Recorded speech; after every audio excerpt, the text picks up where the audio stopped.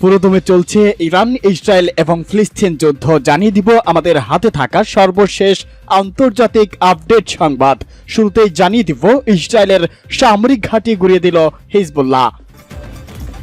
এরপরেই জানিয়ে দিব এবার উত্তাল ইসরায়েল, নেতানিয়াহুর বিদায় দাবি। এরপরেই জানিয়ে দেব রাফায় অভিযান নিয়ে কঠোর অবস্থানের কারণে চটেছেন দেশটির সবচেয়ে বড় দোসর আমেরিকার প্রেসিডেন্ট জো বাইডেন। এবার ইসরায়েলে অস্ত্রের চালান আটকে দিল বাইডেন।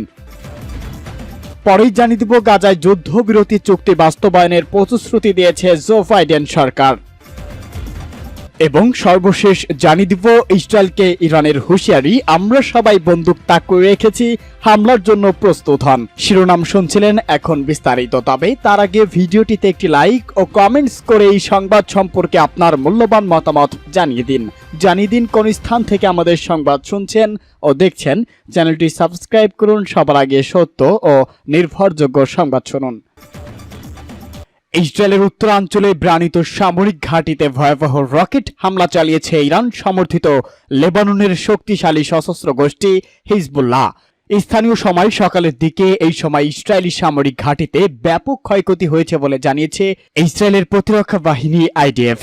সামাজিক যোগাযোগ মাধ্যমে হিজবুল্লাহ হামলা চালানোর একটি ভিডিও প্রকাশ করেছে। এতে দেখা যায় লেবানন থেকে হিজবুল্লাহর চালানো রকেট হামলায় উত্তর ইসরায়েল বিরানিত সামরিক ঘাঁটিতে ব্যাপক ক্ষয়ক্ষতি হয়েছে। বিরানিত সামরিক ঘাঁটিতে হিজবুল্লাহর ছোড়া রকেট আঘাত হেনেছে বলে নিশ্চিত করেছে আইডিএফ। ভিডিওতে দেখা যায় রকেট আঘাত হানার সঙ্গে সঙ্গে ঘাঁটিতে আগুন ধরে যায়, তবে এই হামলায় কোনো হতাহত হয়নি। ওই হামলার ঘটনার পরপরই ইসরায়েলের উত্তরাঞ্চলীয় কিরিয়াত শমনা, মানারা ও মার্গালিওট শহরের বিষয়ে সাইরেন বাজিয়ে রকেট হামলার বিষয়ে বাসিন্দাদের সতর্ক করে দেওয়া হয়। ইসরায়েলের সংবাদ মাধ্যম টাইমস অফ ইসরায়েলের এক প্রতিবেদনে বলা হয়েছে, উত্তর ইসরায়েলের 3টি শহরের রকেট সাইরেন বাজিয়ে বাসিন্দাদের সতর্ক করে দিয়েছে কর্তৃপক্ষ। লেবানন থেকে ছোড়া রকেটের বিষয়ে এই সতর্কমূলক পদক্ষেপ নেওয়া হয়েছে। সতর্ক সংকেত বাজানোর পরপরই এই 3 শহরে বিস্ফোরণের শব্দ শোনা গেছে। আকাশ প্রতিরক্ষা ব্যবস্থার মাধ্যমে হিজবুল্লাহর ছোড়া রকেট আটকে দেওয়া হয়েছে বলে মন্তব্য করেছে ইসরায়েলের সামরিক বাহিনী। তবে সীমান্তে হিজবুল্লাহ এবং ইসরায়েলি বাহিনীর সংঘাত গত কয়েকদিন ধরেই তীব্র আকার ধারণ করেছে।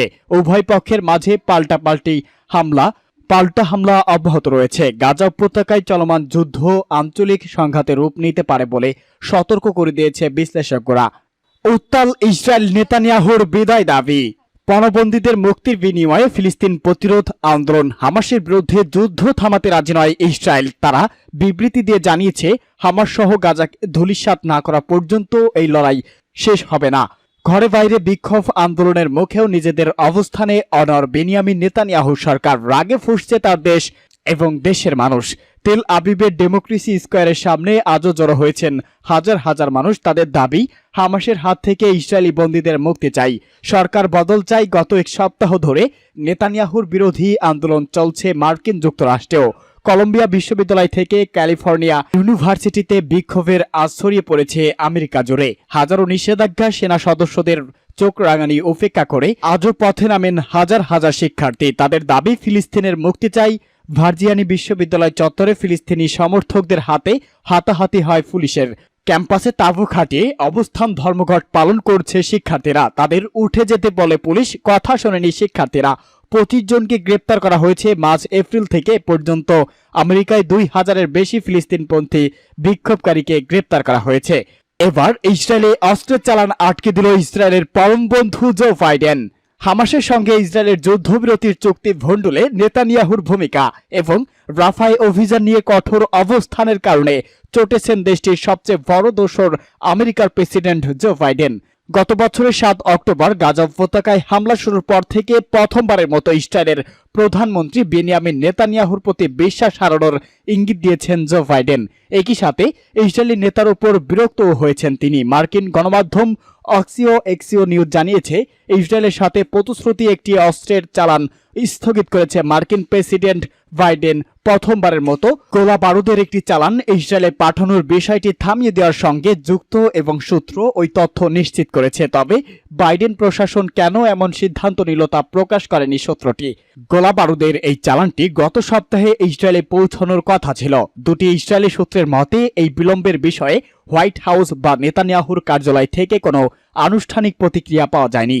গত বছরের 7 অক্টোবরের পর যুক্তরাষ্ট্রের এমন ধরনের নিষেধ এবং সিদ্ধান্ত এই প্রথম। নেতানিয়াহু যখন রাফায় অভিযান এগিয়ে নিতে একগুঁয়েমি আচরণ করে যাচ্ছে, ঠিক সেই মুহূর্তে বাইডেন প্রশাসন এ ধরনের সিদ্ধান্ত নিল। অস্ত্র গোলাবারুদের চালান স্থগিতের বিষয়ে জড়িত মার্কিন সূত্র অবশ্য দাবি করেছে, গাজা উপত্যকায় রাফা শহরের সম্ভাব্য ইসরায়েলের সামরিক অভিযানের সঙ্গে বাইডেন প্রশাসনের এই সিদ্ধান্তের যোগসূত্র নেই। তাছাড়া এই সিদ্ধান্ত ইসরায়েলের যুক্তরাষ্ট্রের অন্যান্য চালান পাঠানোর বিষয়কে প্রভাবিত করবে না। সূত্রটি মনে করেছে এটি এমন একটি সাময়িক এবং কৌশলগত সিদ্ধান্ত যার মাধ্যমে একটি বার্তা নিহিত রয়েছে। বিষয়টি নিয়ে মার্কিন নিরাপত্তা পরিষদের একজন মুখপাত্র জানিয়েছে, ইসরায়েলের প্রতি মার্কিন প্রতিশ্রুতি সবসময় একই রয়েছে। গত বছরের 7 অক্টোবরের পর থেকে ইসরায়েলের জন্য নিরাপত্তা সহায়তা বিলিয়ন বিলিয়ন ডলার বাড়িয়েছে যুক্তরাষ্ট্র এবং ইসরায়েলকে জরুরি সহায়তা দেওয়ার জন্য যুক্তরাষ্ট্র বিশাল বরাদ্দ পাশ করেছে। ইরানের হামলা থেকে ইসরায়েলকে রক্ষায় যুক্তরাষ্ট্র এটি অভূতপূর্ব জোটের নেতৃত্ব দিয়েছে। তেল আবিবের এক কর্মকর্তা প্রায় একই ধরনের মনোভাব জানিয়ে বলেছে, যুক্তরাষ্ট্র থেকে ইসরায়েলে এখন পর্যন্ত কোনো বাধা ছাড়াই সামরিক চালান অব্যাহত আছে। বিচ্ছিন্নভাবে দুটি চালান বিলম্বিত হওয়া মানেই এই নয় যে সাময়িক প্রবাহ বাধাগ্রস্ত হচ্ছে।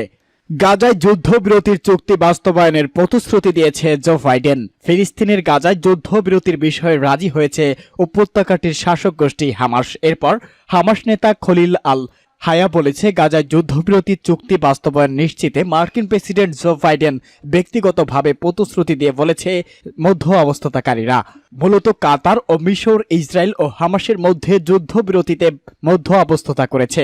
গাজায় যুদ্ধবিরতির চুক্তি বাইডেন প্রশাসনের অগ্রাধিকার তালিকায় শীর্ষ রয়েছে বলে জানিয়েছে মার্কিন পররাষ্ট্র দপ্তরের মুখপাত্র ম্যাথিউ মিলার। তিনি বলেছেন, বর্তমানে যুদ্ধবিরতির চুক্তি নিয়ে কাজ করেছে যুক্তরাষ্ট্রের কেন্দ্রীয় গোয়েন্দা সংস্থা সিআইআর এর প্রধান বিল বার্নস। বাইডেন প্রশাসনের শীর্ষ পর্যায় থেকে সবাই এখন যুদ্ধবিরতির চুক্তির জন্য চেষ্টা করে যাচ্ছে। কাতারের দোহায় যুদ্ধবিরতির চুক্তি নিয়ে আলোচনা শেষে সোমবারই জেরুজালেমে পৌঁছেছেন সিআই প্রধান। সেখান থেকে তিনি গিয়েছেন ইসরায়েলের কর্মকর্তাদের সঙ্গে আলোচনার জন্য। সিআই প্রধানের দোহা সফরের পরপরই হামাসের পক্ষ থেকে চুক্তিতে রাজি হওয়ার বিষয়টিকে গুরুত্বের সঙ্গে দেখা হচ্ছে। এ বিষয়ে যুক্তরাষ্ট্রের জাতীয় নিরাপত্তা পরিষদের মুখপাত্র জন কার্বি বলেছে, সিআই প্রধান মধ্যপ্রাচ্যের যে আলোচনা করেছে তার ফলশ্রুতিতে হামাসের এই প্রতিক্রিয়া এসেছে। অবশ্য জরুরি পর্যায়ে পৌঁছেছে এই পরিস্থিতিতে তিনি কিছুই বলতে চান না, যাতে একটি চুক্তিতে পৌঁছানোর সম্ভাবনা যেন নস্যাৎ না হয়। ইসরায়েলকে ইরানের কঠিন হুঁশিয়ারি, আমরা সবাই বন্দুক তাক করে রেখেছি, হামলার জন্য প্রস্তুত। ফিলিস্তিনের উপর আগ্রাসন বন্ধ না করলে ইসরায়েলের উপর হামলা হবে, হুঁশিয়ারি দিল ইরান। ইরানের বিদেশমন্ত্রী হুমকি সুরে জানিয়েছে, ওই এলাকায় তারা সকলেই তৈরি আছে। অবিলম্বে ফিলিস্তিনের উপর আগ্রাসন বন্ধ করতে হবে ইসরায়েলকে, না হলে পাল্টা হামলার মুখোমুখি হবে বেনিয়ামিন নেতানিয়াহু। ইরানের বিদেশমন্ত্রী হোসেন আমির আবদুল্লাহিয়ান বলেছে, ইহুদি আগ্রাসন বন্ধ না হলে ওই এলাকায় আমাদের সকলের বন্দুক তাক করা রয়েছে। উল্লেখ্য, ইরান যুদ্ধ ঘুরপথে সিরিয়া হয়ে ফিলিস্তিনের সশস্ত্র গোষ্ঠী হামাসকে অস্ত্র দিয়ে সাহায্য করছে, আগেই সেই অভিযোগ করেছিল ইসরায়েল। এবার ইরান তাদের সরাসরি হুমকি দিল। অন্যদিকে ইসরায়েলের প্রধানমন্ত্রী নেতানিয়াহু হামাসকে ধ্বংস করার হুঁশিয়ারি দিয়েছে, আর সেনাবাহিনী হামাসের সদস্যদের খোঁজে গাজায় প্রবেশ প্রস্তুতি নিয়েছে।